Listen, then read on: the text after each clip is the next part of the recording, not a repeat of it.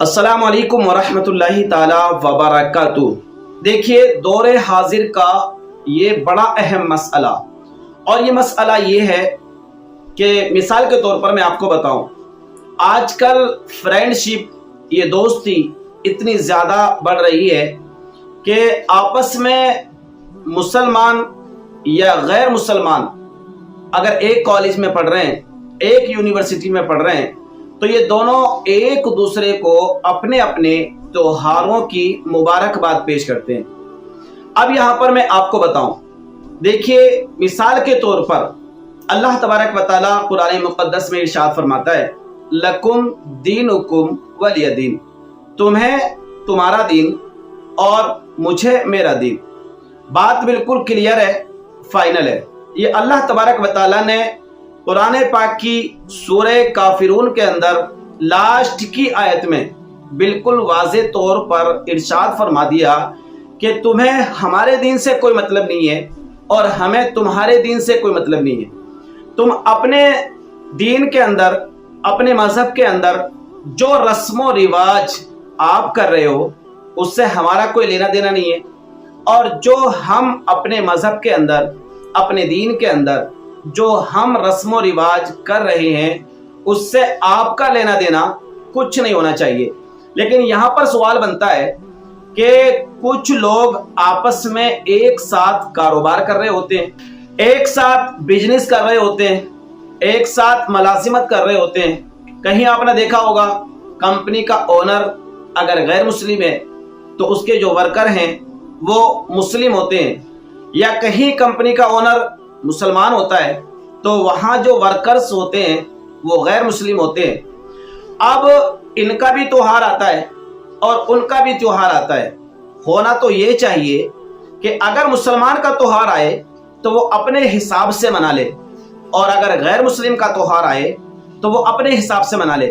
कोई भी इसमें किसी तरह का दिल मेला नहीं होना चाहिए, क्योंकि तुम्हारा मजहब है, तुम उसे अपने हिसाब से फॉलो करते हो, और मेरा मजहब है, मैं उसे अपने हिसाब से फॉलो करता हूं। अब सवाल पैदा यहां पर यह होता है कि अब क्या करें। आपस में रहते हैं, साथ में काम करते हैं, साथ में बिजनेस कर रहे होते हैं। अब अगर मुस्लिम है तो वो अपने त्योहारों की मुबारकबाद गैर मुस्लिम को दे के ना दे, और जो गैर मुस्लिम हैं वो अपने त्योहारों की मुबारकबाद मुसलमान को दे के ना दें। तो देखिए, बात बिल्कुल वाज़ेह है, बिल्कुल क्लियर है। मुसलमानों की हदीस मुबारका में अल्लाह तबारक व तआला के प्यारे हबीब सल्लल्लाहु तआला अलैहि वसल्लम ने ये वाज़ेह तौर पर फरमा दिया है, अगर हम मजबूरन किसी गैर मुस्लिम के त्योहार की मुबारकबाद दे रहे हैं, या उसने हमें मुबारकबाद दी, पलट के हम भी मुबारकबाद दे रहे हैं, जबकि हम उसे पसंद नहीं करते, ये भी नाजायज़ो हराम है। यानी दिल से हम उसको पसंद नहीं करते हैं कि किसी गैर मुस्लिम के त्योहार पर हम मुबारकबाद दें, लेकिन किसी मजबूरी के तहत अगर देना पड़ रहा है तो हम अगर उसको मुबारकबाद देते हैं तो ये भी नाजायज़ो हराम है।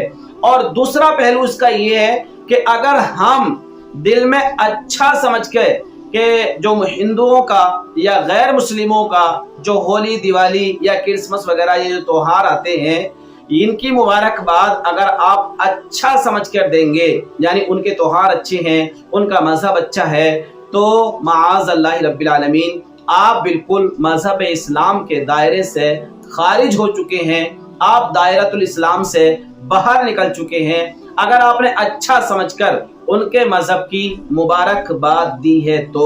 और आप अगर दिल में अच्छा नहीं समझते हो, आपने फिर भी मुबारकबाद दे दी, तो ये एक बड़ा गुनाह है, नाजायज़ो हराम काम है।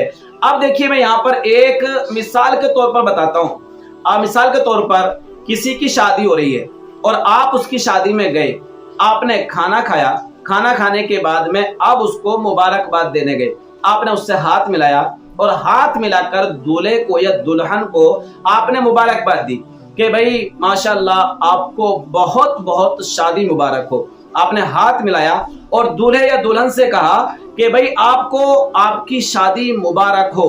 अब दूल्हा पलट के क्या बोलेगा कि आपको भी शादी मुबारक हो? नहीं बोलेगा ना, वो क्योंकि शादी जो है वो दूल्हे की है, दुल्हन की है।